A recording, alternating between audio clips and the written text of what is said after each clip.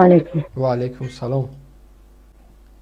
اکا سلام شما. بله بفرمایید، خوش آمدین به برنامه صدای مردم.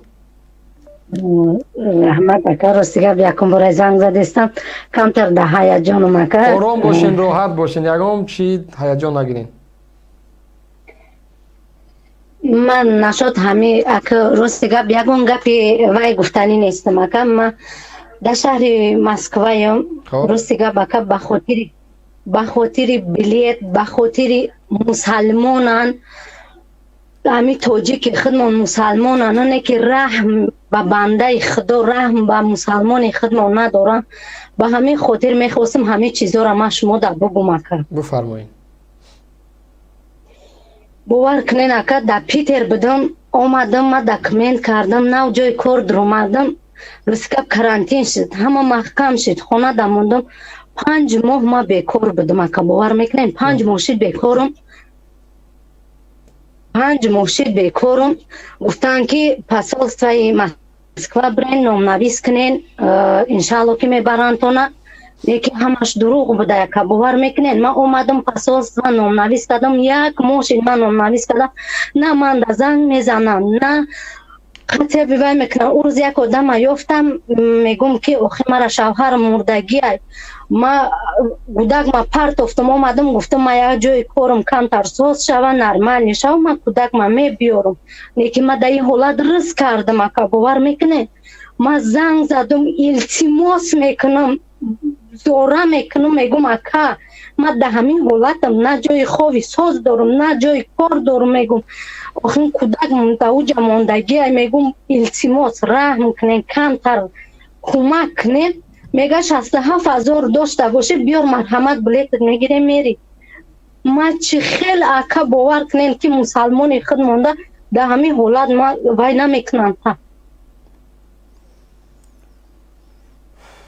باور کنین اکا کودکم 3 ساله ما پرت افتم شوهر من نابود شده که من کودکم 1 ساله نبود شوهر مرد.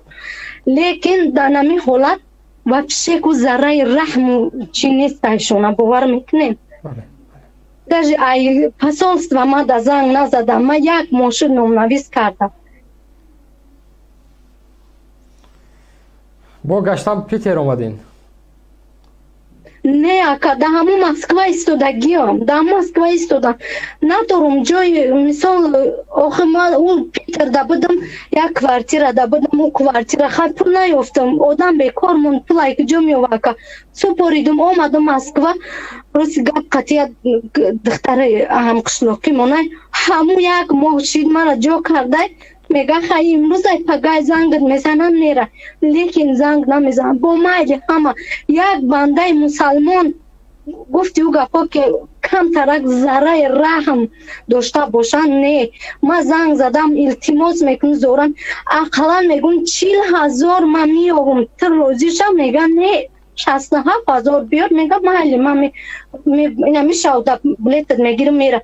ما 5 ماه شد اکا باور کنین بیکارم ای کجا میابم. عجیب. بله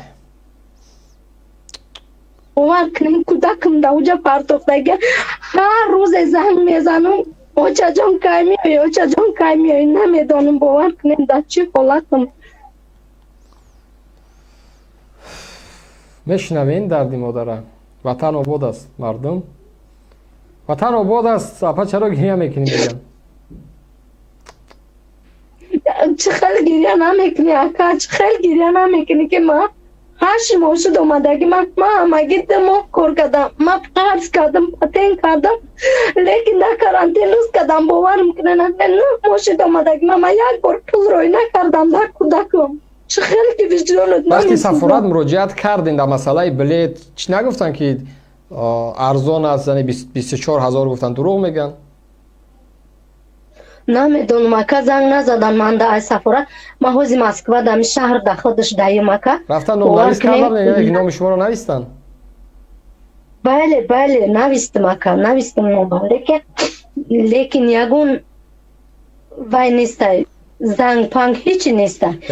رفته 1 بار مراجعت کنین 1 بار دیگر چی از اون مشکلاتی که دارین 1 روز رفته 1 مراجعت کنین قضیه‌تون رو برسونین. اونها باید کمک کنن شما را وقتی که مبلغ ندارین مشکل دارین برین یک بار براشون بگین که محترم سفیر، محترم کارگرایی که هستین.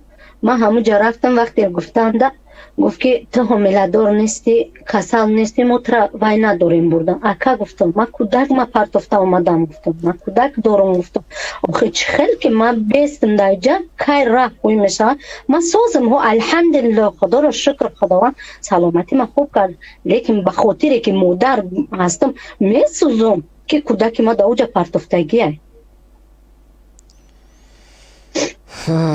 بله بله، خداوند با شما صبر تیاپی عزیز. رحمت. سلامت باشین. هر چی کشید بود همون نویسته کنین، در شماره گوشی نویسته کنین. انشالله اگر کمکی اگر از جانبی ما لازم باشه، نمیدونم کدام کاری که باشه ما در خدمتیم. رحمت اکا بخشش اکا خیلی یک به حد همین چیزا را گوش میکردم. میخواستم یک بار مثال به خاطر یگون چی نه، من یگون چی نمیگم، نه دولت نه یگون چیز یگون چی نمیگم، به خاطر که مسلمانم درد مسلمان حس نمیکنن، به این خاطر گفتم یک بار بفهمانم با که مسلمان باید خداوند ما بنده گناهگاریم، خداوند اینقدر بخشنده مهربانه، مثال چیز رحم دله، لیکن بندش اینقدر خداوند دادشانه لیکن رحم ندارن در بنده.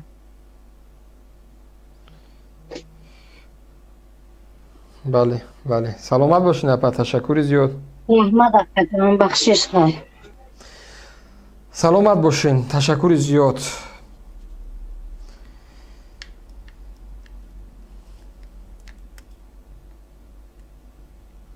با او نفرانی که وطن آباد است، با اون نفرانی که به این حکومت ایمان دارین، باوری دارین، مرگ شما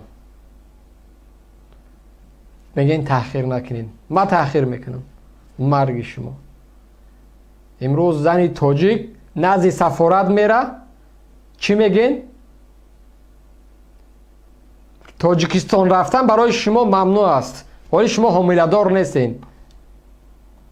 شما احمقین، شما ابلهین. چین باید یک نفر حامله‌دار باشه بعد بروه؟ همین عکس بگذارین. چند سال دیگر باز گردن پستی مادر تاجیک ببینیم. چند سال دیگر باز طفلی بگناه مادر تاجیکی اصلا گناهی نداره، اما همراه مادر شود در نزد سفارت ساعت‌ها ایستاد شود و امیدی به وطن رفتن بکنه. چند سال دیگر. آیا این ملت چونین ضعیف و ناتوان بود؟ آیا این ملت چونین پس رفته بود؟ فراموش کردین تاریخ ملت. یک بار ورق زنین، یک بار ادبیات های ملت چرخ بزنونین، یک بار آبروی ملت در عرصه بین المللی ببینین، یک بار دارایی های ملت ببینین، یک بار جوانای ملت بیاموزین که این ملت کی داشت، نسل این ملت کی بود. مگر سینا از ما نبود؟ الخوارزمی از ما نبود؟ خیام از ما نبود؟ رودکی از ما نبود؟ بخاری از ما نبود؟ تبریزی از ما نبود؟ رومی از ما نبود؟ لایق از ما نبود؟ واسه از ما نبود؟ تیمور ملیک از ما نبود؟ شیرک از ما نبود؟ نصرت الله از ما نبود؟ شیرین شاه از ما نبود؟ همطور این هزارهای دیگه مگر از این ملت نبود؟ آیا ما همین روز همین قدر ملتی به غیرت در تاریخ ذکر شدیم که مادر گردنش کج، مادر در دستش کودک نوزاد، پشت در سفارت ساعتها در فراق وطن باشد؟ آیا ما همین ملت بودیم؟ آیا قصه نمی‌کردیم که در یک ولایت وقتی یک تاجیک در یک خدمت عسکری در خدمت عسکری می آمد آبروی او دیگر بود؟ ما نبودیم؟ آیا نمیگفتیم که یک تاجیک اگر در بازار روسیه میگشت او تاجیک بود، آبرو داشت؟ ما نبودیم؟ امروز چی به این ملت شد؟ امروز کدام وبای بالای ملت آوردین؟ امروز کیها را برای این ملتن؟ افسوس. زمان می رفتید در دالان‌های دانشکده و دانشکده های دنیا، در سازمان‌های با نفوذ سخن‌هاشون از بزرگای ما سر می‌کردند. امروز تحقیر و دشنام و حقارت‌های رحمانوف آنها مثال می‌آورند. امروز مظلوم بودن، بیچاره بودن این ملت در دفترهای سازمان ملل حرف میزنن، مکتوب میکنن، روان میکنن که ملت تاجیک بیچاره است. ملت تاجیک کم بغل ترین ملت در 30 کشور پسمانده ترین دنیا است. ملت تاجیک ظلم میبینن، ملت تاجیک کشته میشود. ما و شما هستیم، ما و شما هستیم. در رسانه ها و تلویزیون‌های روسیه ما و شما را نشان میدن. پلیس قرغیز، قزاق ما و شما را مسخره میکنن. این همین ملت ها. آیا ما هستیم؟ همین قدر ملت هستیم؟